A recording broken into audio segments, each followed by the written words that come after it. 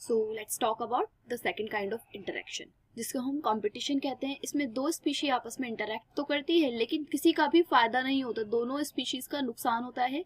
ये भी negative interaction and ये भी नेगेटिव इंटरेक्शन में रहेगा, ठीक है। When Darwin spoke of the struggle for existence and survival of the fittest in nature, जब डार्विन बात करते हैं किसी भी स्पीशी के सर्वाइवल के बारे में, तो वहां पर स्ट्रगल मतलब एग्जिस्टेंस के लिए स्ट्रगल शो हुआ होता है। He was convinced that interspecific competition is the potent force in organic evolution. उनको ये अच्छे से पता था डार्विन को कि इंटरस्पेसिफिक कंपटीशन की वजह से ही कोई भी ऑर्गेनिज्म अगर इवॉल्व करता है, ऑर्गेनिक एवोल्यूशन होता है, तो वो मतलब बहुत ज्यादा पोटेंशियल होता है, बहुत ज्यादा फोर्स के साथ इंटरस्पेसिफिक इंटरेक्शन की वजह से, कंपटीशन की वजह से ही ऑर्गेनिक एवोल्यूशन देखने को मिलता है। It is generally believed that competition occur when closely related species compete for the same resource that are limiting. तो यहाँ पर ये चीज पहले बिलीव की जाती थी, पहली थी कि जो कंपटीशन होता है वो क्लोजली रिलेटेड स्पीशीज के बीच में होता है। किसके बीच में होता है? क्लोजली रिलेटेड स्पीशीज के बीच में कंपटीशन होता है।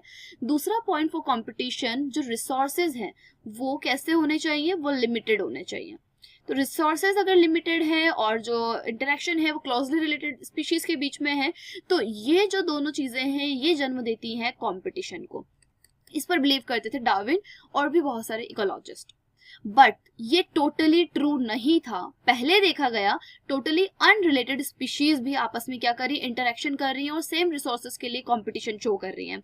फॉर एन एग्जांपल हम देखते हैं कुछ शैलो साउथ अमेरिकन लेक्स के अंदर देखा गया कि विजिटिंग फ्लैमिंगोज, जो बाहर से आने वाली विजिटिंग फ्लैमिंगोज हैं, वो वहां पर रह रही रेजिडेंशियल फिशेस के साथ कंपटीशन कर रही हैं अपने कॉमन फूड को लेकर, जो कि जू प्लैंक्टन है। विजिटिंग फ्लैमिंगोज भी जू प्लैंक्टन खाती हैं, रेजिडेंशियल फिशेस का भी खाना जू प्लैंक्टन है।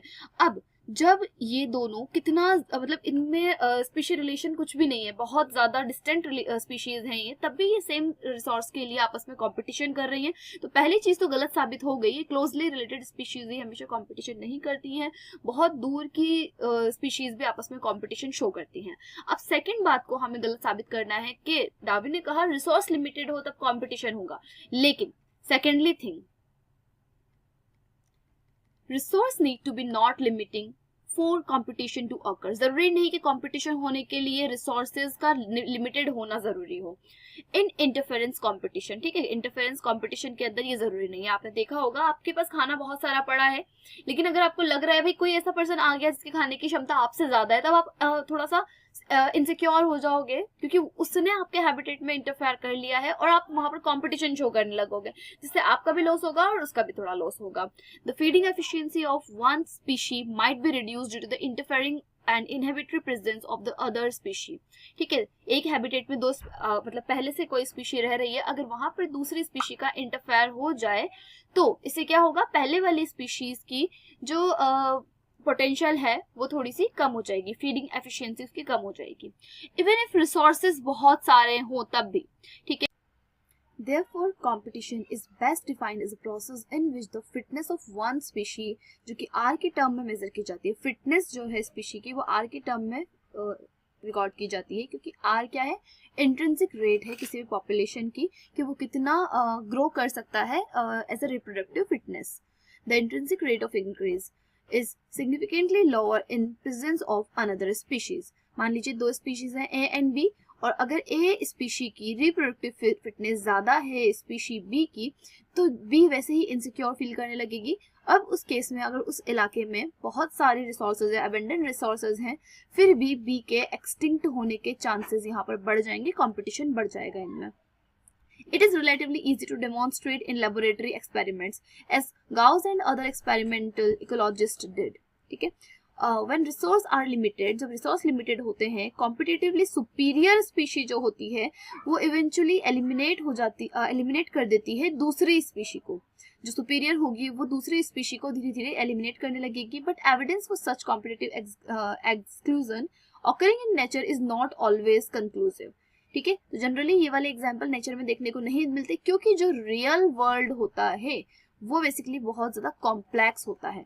तो इस तरह के इजी एग्जाम्पल यहाँ पर देखने को नहीं मिलते हैं। Strong and persuasive circumstantial evidence does exist however in some cases.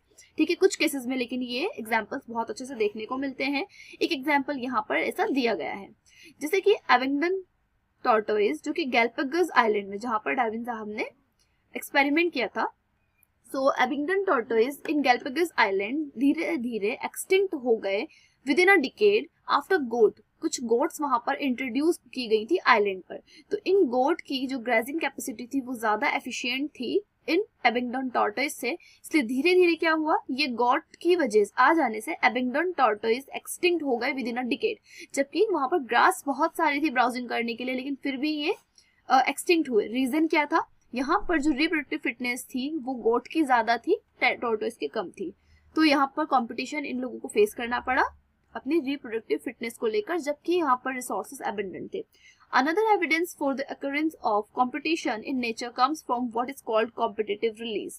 ठीक है, another occurrence जो होती है competition की नेचर में वो कहाँ से आती है, वो आती है एक पॉइंट से जिसको हम कहते हैं competitive release। मतलब इसको देखने को मिला है, मान लीजिए जब ए स्पीशीज और बी स्पीशीज के बीच में कहीं भी कंपटीशन हो रहा है, लेकिन अचानक से हम क्या करते हैं, ए स्पीशी को उठाकर, ए स्पीशी यहाँ इंफीरियर थी, बी स्पीशी सुपीरियर थी, ए स्पीशी को ले जाकर किसी दूसरे इलाके में छोड़ देते हैं। तब देखा जाता है कि जो ए स्पीशी यहाँ पर जितनी प्रॉब्लम्स फेस कर रही थी वो दूसरे इलाके में आकर जब इन दोनों का कंपटीशन रिलीज हुआ, कंपटीशन खत्म हुआ, तो ए स्पीशी ने आकर भरमार रूप से ग्रोथ करा और अपना नंबर इंक्रीज कर लिया। मतलब कॉम्पिटिटिव रिलीज के में ये देखा गया, competitive release in the sense जब इन दोनों के बीच का कॉम्पिटिशन रिलीज किया गया, खत्म करा गया, तो ए स्पीशीज जो कि इंफीरियर थी यहाँ इस केस में बढ़ ही नहीं पा रही थी, उसका इलाका चेंज करते ही जब बी को हटाया गया या बी के इलाके से इसको हटा दिया गया, तब देखा गया कि इसकी जो डेवलपिंग कैपेसिटी है वो काफी ज्यादा अच्छी थी। तो इससे भी पता लगता है कि इनमें दोनों में कंपटीशन की वजह से ए स्पीशी ग्रो ही नहीं कर पा रही थी। A species whose distribution is restricted to a small geographical area because of the presence of competitively superior species is found to expand its distributional range dramatically when the competing species is experimentally removed। तो ये जो बात मैंने आपको बताई यहाँ पर, एक को रिमूव कर दिया गया और सेम यहाँ पर रिपीट की गई है। अब यहाँ पर एक कॉर्नल का एक्सपेरिमेंट बताया गया है, कॉर्नल्स एलिगेंट फील्ड एक्सपेरिमेंट। इसमें ये देखा गया कि एक रोकी सी कोस्ट ऑफ स्कॉटलैंड में larger and competitive superior barnacle, दो तरह के बार्निकल देखे गए। एक बार्निकल था सुपीरियर बार्निकल बैलेनस, डोमिनेंट था the intertidal area, in the intertidal area. Exclude the smaller barnacle Cathameles from the zone. In general, herbivore and plants appear to be more adversely affected by competition than carnivores. लेकिन यहाँ पर देखा गया कि किसी coast पे, Scotland के Rocky सी coast के ऊपर दो तरह के बार्निकल्स थे। एक सुपीरियर बार्निकल था, बड़ा वाला बार्निकल था, तो बैलेनस नाम था उसका, you have to remember, B for Balanus, B for big barnacle. And छोटा वाला जो बार्निकल था, सी फॉर छोटा एंड सी फॉर कैथामेलस, ऐसे आप इसको थोड़ा सा याद रख सकते हैं, कैथामेलस बार्निकल। तो बैलेनस यहाँ पर लार्जर था, सुपीरियर था, कैथामेलस यहाँ पर इंफीरियर था। ठीक है, in general herbivore and plant appear to be more adversely affected by competition than carnivores. ठीक है, तो होप आपको समझ में आया होगा कि बैलेनस के प्रेजेंस में कैथामेलस जो है वो धीरे धीरे एक्सक्लूड हो गया, और इसी तरह से जो हर्बीवोर्स और प्लांट्स होते हैं वो आपस में to be more adversely affect होते हैं कार्निवोर्स के कंपेरिजन में। गाउस कॉम्पिटिटिव एक्सक्लूजन प्रिंसिपल के अकॉर्डिंग ये स्टेट किया जाता है कि वो दो स्पीशीज जो आपस में कंपटीशन कर रही हैं लिमिटेड रिसोर्स के प्रेजेंस में, वो को एग्जिस्ट नहीं कर सकती। फॉर एग्जांपल स्पीशी ए और बी की जो रिक्वायरमेंट है वो बिल्कुल सेम है, इनका नीश बिल्कुल सेम है, तो ये आपस में एक ज्योग्राफिकल एरिया में, मतलब सिमिलर ज्योग्राफिकल एरिया में एग्जिस्ट एक साथ नहीं कर सकती, मतलब इनके बीच में को एग्जिस्टेंस नहीं हो सकता है according to Gause competitive exclusion principle. इसमें से क्या होगा, जो सुपीरियर स्पीशी होगी वो सर्वाइव कर जाएगी, लेकिन जो इंफीरियर होगी, जो स्मॉल स्पीशी होगी, वो इवेंचुअली एलिमिनेट हो जाएगी। ये हो सकता है कई बार सच, लेकिन कब, जब रिसोर्सेज हमारे पास लिमिटेड हो, क्योंकि रिसोर्सेज लिमिटेड होंगे तभी तो इन दोनों को एक दूसरे के प्रेजेंस से फर्क पड़ेगा।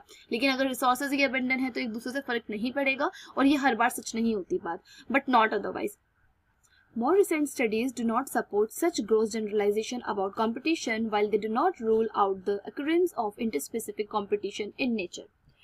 सो साइंटिस्ट ये नहीं कह रहे हैं कि कंपटीशन होता ही नहीं है, बल्कि कंपटीशन होता है, स्पेशली डिफरेंट स्पीशीज के बीच में तो कंपटीशन होता ही है. They point out that species facing competition might evolve mechanism that promote coexistence rather than exclusion. ठीक है, लेकिन जो स्पीशीज होती हैं वो पहले कोशिश करती हैं कि हम आपस में क्या हो जाए, अडॉप्ट हो जाए, इवॉल्व मैकेनिज्म ऐसे डेवलप कर लें जिससे हम एक दूसरे के साथ इवॉल्व कर सकें.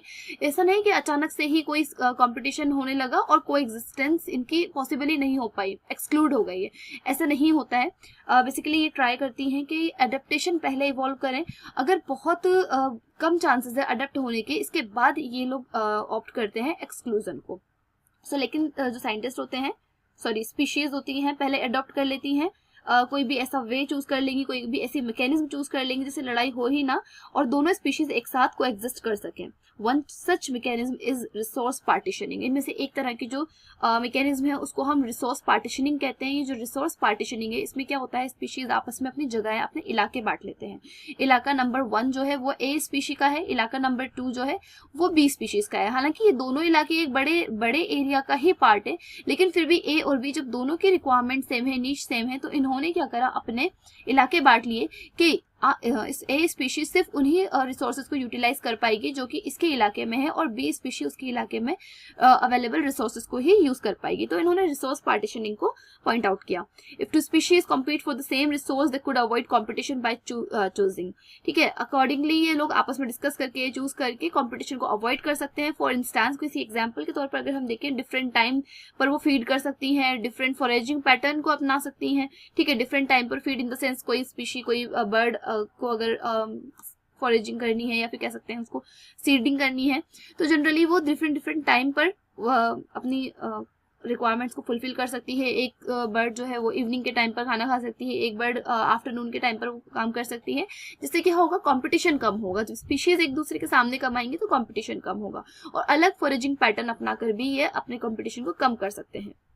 Mac Arthur showed that 5 closely related species of warbler living on the same tree were able to avoid competition and coexist due to behavioral difference in their foraging activity. तो मैक आर्थर ने ये चीज दिखा दी कि एक पेड़ पर रहने वाली, एक सेम पेड़ पर रहने वाली 5 closely related species of warbler एक साथ को एग्जिस्ट कर रही थी और कंपटीशन भी अवॉइड कर रही थी. क्या रीजन था? उनका बिहेवियरल डिफरेंस, उनकी फॉरेजिंग एक्टिविटी में जो चेंजेस था, जो डिफरेंस था, इस वजह से वो साथ में क्या कर पा रही थी, को एग्जिस्ट कर पा रही थी. That's all about competition. So we learn from this topic, जब कंपटीशन हो वहाँ सर्वाइवल के लिए स्ट्रेटेजी भी होती है और वहीं कोएग्जिस्टेंस भी एग्जिस्ट करता है. So that's all about competition. See you in the next class.